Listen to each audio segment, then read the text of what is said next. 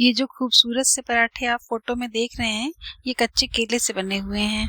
अभी तक आपने केले की सब्जी, कोफ्ते तो बहुत खाए होंगे। एक बार पराठे बनाकर और खाकर देखिए। ये इतने टेस्टी लगते हैं कि यकीन मानिए आप बार बार इनको बनाना चाहेंगे। और सबसे बड़ी बात ये है कि इसमें कोई आटा, मैदा, सूजी ऐसा कुछ मिलाया नहीं है। फिर भी देखिए ये कितने ज्यादा सॉफ्ट हैं। अच्छी बात ये है कि अगर कभी सब्जी बनाने का ना मन हो तो आप इसे सिर्फ रायते या चटनी के साथ खा लीजिए, क्योंकि आप देखिए मैंने बहुत सारी सब्जियां इसमें पहले से ही मिला दी हैं। और अगर आपको ये लगता है कि इसको बनाना बहुत ज्यादा मुश्किल होगा, कैसे बनेगा, तो ये आप गलत सोच रहे हैं। इसको बनाना बेहद आसान है। मैंने यहाँ 4 केले उबाल लिए हैं। 4 केलों में लगभग 10 पराठे बन जाते हैं। तो सबसे पहले केले को छिलके सहित उबालिएगा, फिर छील लीजिए और छील के इस तरह से मैश कर लीजिए। ध्यान रखिएगा कि केले थोड़े गर्म हो तभी मैश कर लीजिएगा। ठंडे हो जाते हैं तो कभी कभी कुछ केले ऐसे होते हैं ना कि बिल्कुल कड़े कड़े से हो जाते हैं, फिर उनमें गुठलियां रह जाती हैं। तो उबले केलों को अच्छी तरह से मैश करके हम उसमें ये सारी कटी हुई सब्जियां मिलाकर ऐसा एक सॉफ्ट सा डो तैयार कर लेंगे। और अगर आपको ये लगता है कि इस ढीले ढाले से डो का पराठा बेलना और सेकना बड़ा मुश्किल काम होगा, तो चलिए मैं आपको पहले वही दिखा देती हूँ। डो तैयार करना बाद में बताऊंगी।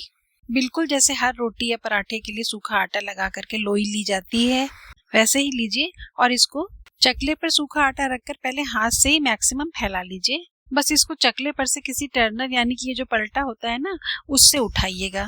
हाथ से उठाना चाहेंगे तो ये टूट सकता है। अब देखिए सूखा आटा लगा लगा करके मैंने इसको हाथ से ही अच्छा खासा फैला लिया है।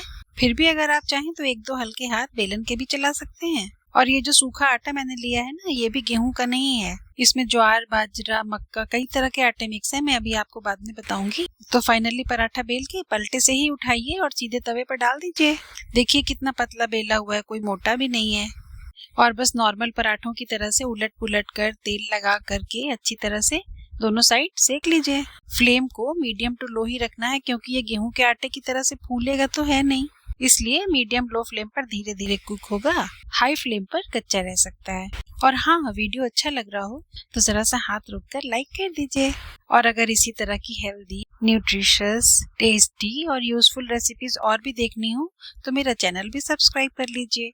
क्या ही बुरा है। देखिए पराठा बेलना और सेकना कितना आसान था ना। तो अब मैं आपको बता दूं कि डो बनाने के लिए उबले हुए कच्चे केले में मैंने डाला है आधा कप ज्वार का आटा, आधा कप बाजरे का आटा, थोड़ा सा चावल का आटा, रागी का आटा, थोड़ा सा जौ का आटा और थोड़ा सा मक्के का आटा। और बाद में पराठे बेलने के लिए भी मैंने इन्हीं सब आटों को मिलाकर सूखा आटा तैयार किया है।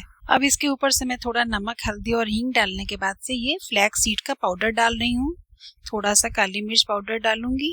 अब इन सारी चीजों को अच्छी तरह से मिक्स कर लीजिए। अच्छी तरह क्या, थोड़ा थोड़ा मिला लीजिए, क्योंकि बाद में अभी हमें इसमें सब्जियां भी ऐड करनी है।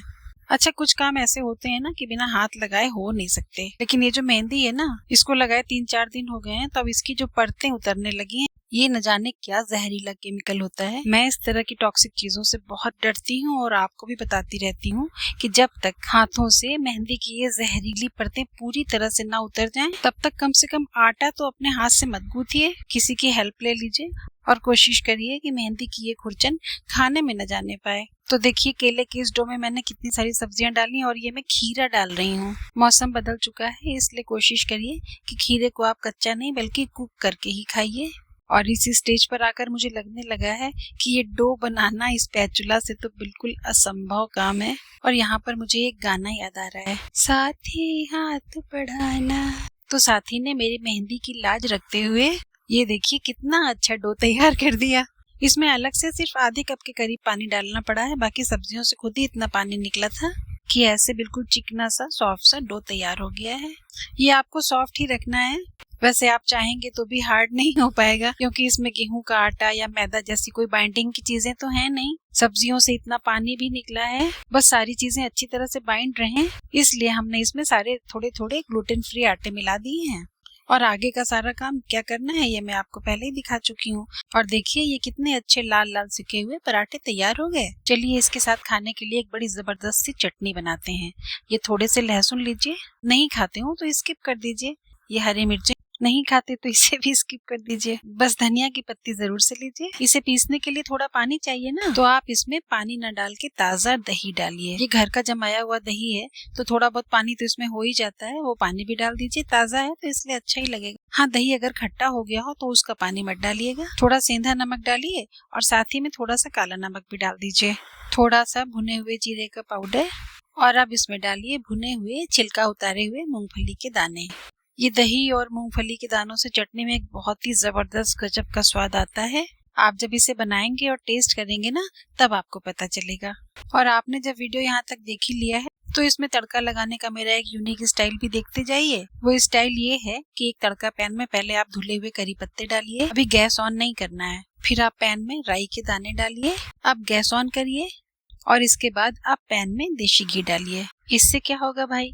इससे ये होगा कि जब आप पहले से घी गरम करके उसमें राई और पानी लगे हुए करी पत्ते डालते हैं तो उसमें से आधा तो छिटक विटक के इधर उधर दूर जा गिरता है, स्किन पर गरम गरम गिरता है और सफाई अलग से करनी पड़ती है। और इस तरह से करने पर कुछ भी इधर उधर छटकता नहीं है। तो बस ढक्कन से ढककर चटनी में तड़का लगाइए।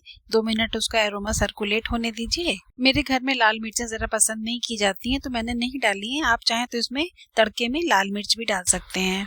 तो अब क्या सारा काम फटाफट हो चुका है। प्लेट में पराठे निकालिए, कटोरी भर के ये हेल्दी वाली चटनी लीजिए और मजे लेकर खाइए, खिलाइए। और हाँ, ये नई सी रेसिपी आपको कैसी लगी मुझे कमेंट करके बताना मत भूलिएगा। मेरी और भी जो रेसिपीज हैं वो आपको कैसी लगती हैं ये भी जरूर बताइएगा। और साथ ही अगर मुझे कुछ सुधार की जरूरत है या आपका कोई सजेशन है तो वो भी मुझे जरूर बताइएगा। मैं अपने अगले वीडियो में उसको फॉलो करने की पूरी कोशिश करूंगी। मिलते हैं नेक्स्ट वीडियो में। Bye, take care.